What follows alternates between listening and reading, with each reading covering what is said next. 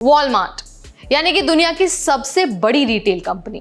इस कंपनी ने हाल ही में 1500 कर्मचारियों की छटनी की है, लेकिन इस बार ये छटनी सिर्फ एक कंपनी का कॉस्ट कटिंग मूव नहीं है, बल्कि इसके पीछे खड़ा है बड़ा मुद्दा, एक बड़ा विवाद जो H1B से रिलेटेड है, भारतीय टेक वर्कर से रिलेटेड है और अमेरिकी लोगों की नौकरियों से रिलेटेड है। तो क्या H1B वीजा होल्डर्स अमेरिकी लोगों की नौकरियां छीन रहे हैं? क्या वॉलमार्ट सिर्फ चीप लेबर पाने के लिए ऐसा कर रहा है? चलिए आपको पूरी कहानी बता देते हैं फैक्ट्स के साथ, बिना किसी तोड़ मड़ोड़ के। नमस्कार, मेरा नाम है Neha Upadhyay and you are watching NBT tech ed. Wall Street Journal की रिपोर्ट के अनुसार वॉलमार्ट ने अपने हेडक्वार्टर और दूसरे ऑफिस लोकेशंस में लगभग 1500 कॉर्पोरेट कर्मचारियों को निकालने का फैसला किया है। ब्लूमबर्ग की रिपोर्ट के अनुसार छटनी का असर खासतौर पर वॉलमार्ट की ग्लोबल टेक्नोलॉजी टीम पर पड़ा है। इस कदम को कंपनी ने कॉस्ट कटिंग और डिसीजन मेकिंग स्ट्रीमलाइन करने का हिस्सा बताया है, लेकिन टेक्नोलॉजी टीम की कटौती से एक और विवाद फिर सामने आ गया है। विवाद है H1B वीजा का। H1B वीजा एक US वर्क वीजा है जो स्किल्ड वर्कर्स को और जो स्किल्ड फॉरेन प्रोफेशनल्स हैं उनको अमेरिका में काम करने की इजाजत देता है। भारत इससे सबसे ज्यादा प्रभावित देश है और IT सेक्टर में तो भारतीय H1B वीजा होल्डर्स की संख्या सबसे ज्यादा है। अब ये सवाल उठ रहे हैं कि क्या वॉलमार्ट अमेरिकन वर्कर्स को हटाकर H1B होल्डर्स की जगह बना रहा है? दरअसल X पर एक यूजर ने ट्वीट किया है और लिखा है कि वॉलमार्ट की टेक टीम की छटनी और फिर H1B कोइंसिडेंट नहीं लगता।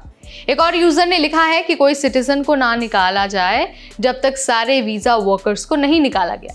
मुद्दा यह है कि क्या वाकई H1B सिस्टम का गलत इस्तेमाल हो रहा है?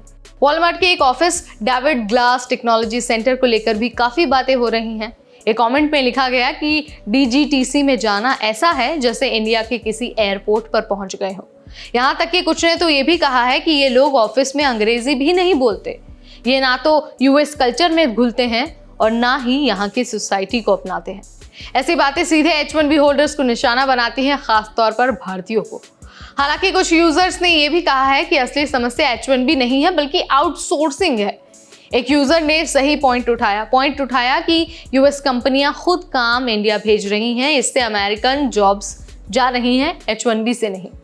यानी कि असली जो मसला है ना वो US का है। US खुद H1B वीजा होल्डर्स को नौकरी पर रखना चाहती है US सिटीजन्स के मुकाबले।